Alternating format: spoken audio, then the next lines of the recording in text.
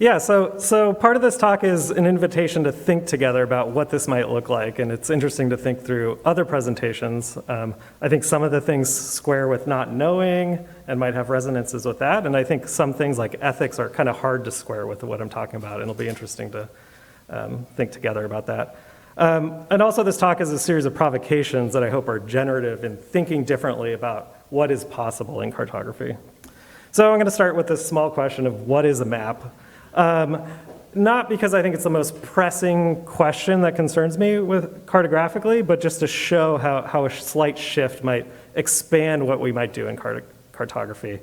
And to do this, I want to take an example from art. So for many in art, since this Duchamp's moment of this urinal in the art gallery, for many, the definition of art is just something someone calls art. So again, someone calls it art, and it is art. And so that forces us to reckon with the current state of discourse in art in the particular field into which it is inserted. So it allows a particular type of thinking if someone declares something to be art. So I was thinking, what if maps too were just something we just called a map, and then it forces us to interpret that object within the current state of cartographic discourse. For example, I might declare this weaving by Annie Albers a map, and which would lead us to think about the spatial properties of hand movements that it embodies, the interweaving of different colors, the temporality it maps out, the three-dimensional and topological properties of this object that we have called a map. And so what does this let us do? A few things this allows us to do is First, to recognize that maps do not exist outside of particular social, material, and discursive conditions, and we always recreate those conditions in meetings like this, right, for this particular community of cartographers. And so what does it mean to bring something into this arena and say, there's a map? Second, I hope it opens up mapping to new possibilities that can push us to broader understandings of what a map might do or be. So it's not a definition that forecloses what a map can be, but opens it up to all kinds of things that can expand our thinking. And it does two other things, I think, that are really important to kind of my project and what I want to talk about today. Is one, it centers modes of humanistic interpretation. So it really centers the reader into this conversation with the map. And it means we don't need to settle for this need to transparently encode and communicate information as it is transmitted to an unmarked reader. Instead, the map is made in the reading of the map in its particular inscription. And this varies widely. You can imagine zooming in on a map on your phone versus seeing this printed artifact, right? And this is always made differently by a situated subject. Okay. So this is part of like the center of my talk today, this humanistic interpretation of what this can do for maps. And one consequence for that I'm particularly interested in is it might allow us to disarticulate taken for granted connections between maps and geographic representation. And so I think there's a lot we can do once we move away from this idea that maps are just representing a territory or representing a space. So what would it mean to have non-representational maps or post-representational maps? And I know this is kind of abstract, so I have a couple examples. One is Clancy Wilmot's AI maps. So these very clearly do not represent a particular space, right? But they make us think about the qualities of maps. So they're disarticulated from representation. And I think this is what leads a lot of my tool building. So this is a tool I call shaping that allows a user to go in and manually manipulate the space of the map. So you can expand regions, you can cut the map, you can just move these anchor points around and make different sorts of maps that are clearly not representational. They're not trying to mimic some sort of strictly mathematically projected space. Okay. So a lot of what I'm pulling from today and is from Johanna Drucker's Visualization and Interpretation from 2020. You'll notice the subtitle is Humanistic Approaches to Display. So a lot of the quotes I'm going to use today are from this, and I do this for a couple of reasons. One is Johanna Drucker's really explicitly drawing from geography, non-representational theory, and cartographers. So she mentions cartographers in this book. And so I thought it would be interesting to bring this work back into cartography and think together in this sort of dialogue with Drucker. And one thing she really centers in this book is visual epistemology. So what does it mean to take graphics and visuals and maps as ways of knowing, as primary ways of knowing something, right? And again, this is a little abstract, so to break it down a little more, we could go back to this Claude Shannon theory of information, which I know many of you are familiar with, because this is Arthur Robinson's model for the map communication model. And everything in cartography here happens on the left side. The cartographer takes data, they sort it, they analyze it, they come up with this graphical representation, and the task for Robinson is to send all that information to the map reader on the right and avoid the distortions that noise in the middle cause. And I think this is a very powerful model. It is how, I teach all kinds of principles that are produced through this map communication model. But I think it too much weighs on this left side of like the all-knowing cartographer, and it doesn't give much work to the reader here. So, contra this, Drucker writes, but what if the map serves as a primary mode of knowledge production, not a secondary expression of pre-existing data? And this is the thing I'm grappling with and like trying to think through, the second part. So thus an act of creating an inflection, adding attribute, or making a change in a graph or map would feed back into the structured data. So how can we imagine building map reading interfaces where people can engage with visual modes of knowledge, and what they do in those spaces actually comes back into the map data itself and changes what's behind it. So this is very different than the map cartographer doing all that work ahead of it, right? I don't have great examples for this, and it's one of the things I want to think through with some of you. But this is a software I built with Luke Bergman called Enfolding. And I think maybe this sort of gestures to this feeding back into structured data because it allows a user to go in, redefine distances, and what you get out is different. I don't think it's quite there, but what would it look like to really, really center that kind of process of feeding back into the structured data? And really in this project, we're asking a couple questions. What would it mean for cartography and GIS to take seriously space as it has been theorized in human geography? So that's one of the things motivating these bending and stretchings of space to kind of embody this very vibrant and rich and processual understandings of space.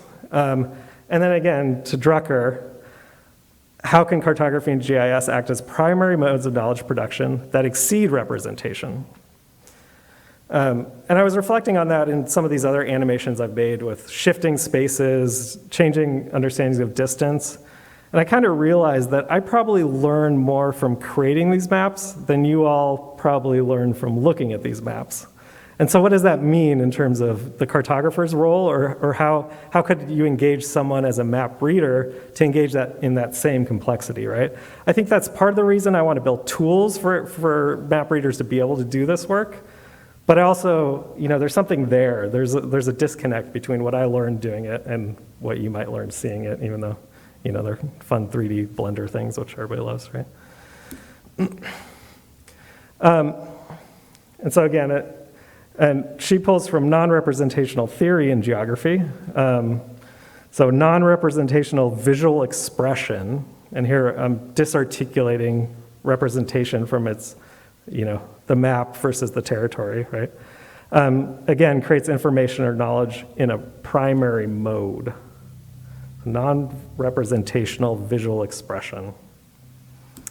And it expresses the constructedness of space, which goes back to that question I asked, like, how do we embody spatial theory and human geography and think through it in a mapping interface that expresses the constructedness of space.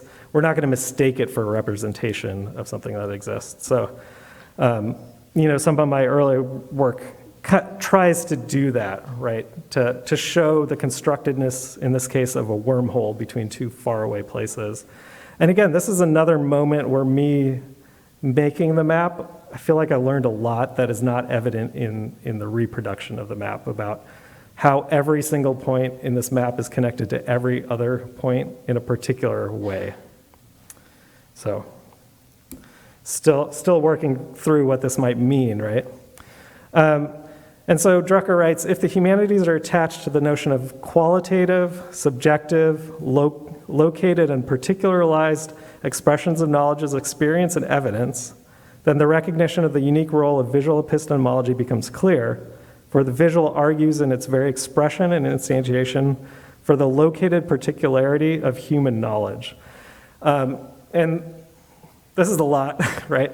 But these are like core concepts in humanistic interpretation that we talk about in cartography, qualitative, subjective, located, situated. These are all kind of ideas going around. But how do we actually embed these in the maps so it's clear that this is part of the mapping process, right? I think certainly some people are doing this work. I would put a slide of Clancy and Alexis's map from this morning of this amazing, stereographic projection that's the situated perspective. And I think there are plenty of examples of this, but how do we push this farther, right? I think, certainly Margaret Pierce and Michael James Herman's work does this in a really compelling way to me, and I don't think we've totally picked up on the lessons that these cartographers are telling us to think about the land as a situated expression of this particular moment.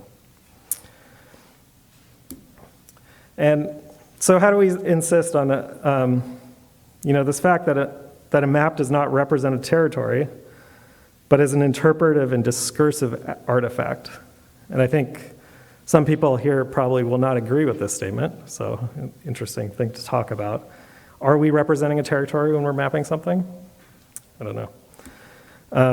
And for me, it's building these interfaces that allow you to really push away from those moments of representation, express something differently, and actually learn through the engagement with visual means to learn something else about space or what's possible, and actually, changes in the visual as a mode of theorizing. I think part of my goals for kind of building these interfaces are to think about how they actually integrate with kind of map making flows, because a lot of the maps I've shown you today are kind of hard to enter into because they're code-based and there's like specialized knowledge to make this happen. I've started to make these interfaces connect with existing GISs, so this one will connect with QGIS and make these transformations in QGIS.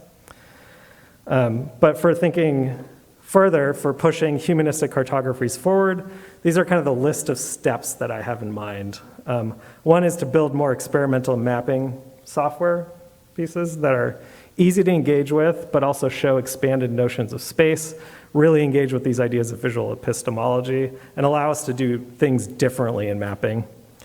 Another thing is to create interoperable data formats. So I've made these like one-off little experiments that work in a web browser. But how do you make it so they can actually talk to each other, share data across these different platforms, and do a lot of different things with, and build other sorts of data sets.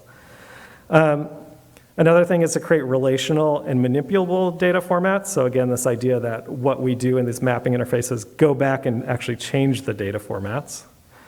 And also how data is not kind of singular as we think of it in GIS, but how could a data set actually be relational, where each point is thinking about each other point in this data set.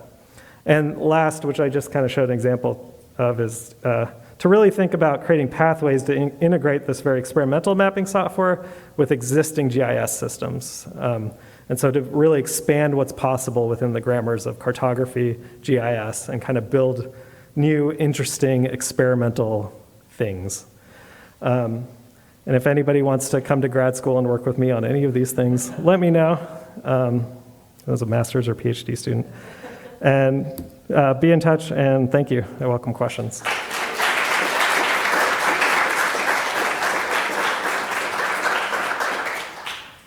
Okay, there's a lot of questions. I saw a hand back here first. Yeah. So, do you feel as though leaning into this interpretive reading of cartography could help address particular issues we are facing in the modern world where numerical logic and reason and science are failing to compel the following? Does that make sense as a question? Yeah. I think, ultimately, I think there are a lot of different approaches, and we should have lots of tools to be able to do that, so it's hard to think in the abstract. And it's interesting, too, when I show this stuff, these expressions are very much my expressions of a particular geographical imagination, so I think I'm most interested in building tools that allow people to think differently about space instead of kind of predetermining what that would be. But ultimately, I hope so. I hope there's other ways that people could imagine doing things differently in those sort of spaces. The sort of subjective kind of public to use those tools. Yeah. Thank you. So I know that's not a concrete answer, but hopefully it helps. I think those. Yeah, you mentioned the idea of shaping or allowing people to kind of change maps based on non-data. Sure. Yeah. Or Oh yeah, it's a tool. There's an online version. I think if you search shaping in my name, so it's a web interface that you can play with, and it does work to go into QGIS. But I'd like to make these interfaces a little more robust because it's kind of janky, kind of hobbled together. But it is a working prototype that you can use. Yeah, it's written in this paper, or we could talk and I can, it's on GitHub. Yeah. So I would say that these more sort of impressionistic representations of space are still representations in a way that you can have a landscape representation that's abstract, but it's still a representation, sort of art historical sense. So for me, that's what would distinguish a map like this versus something like the weaving you have to get, which is not a representation of space, whether it's so-called accurate representation for a personal representation or an abstract one. So maybe it's just about semantics, but I would still call it representational. Yeah. I guess I would disagree, but it'd be interesting to think about where those disconnects are between it. But I could see making both arguments there. It's like a tricky thing. It's in visual studies and stuff, what constitutes representation and what doesn't, right? I guess you would say that there can only be one representation of any space. Right? If there's sort of a real, if representation has to be accurate, there's only one possible version. I would think there were infinite representations of every space. But only one can really be the representation. No. I don't think I would agree with that, but we should talk more.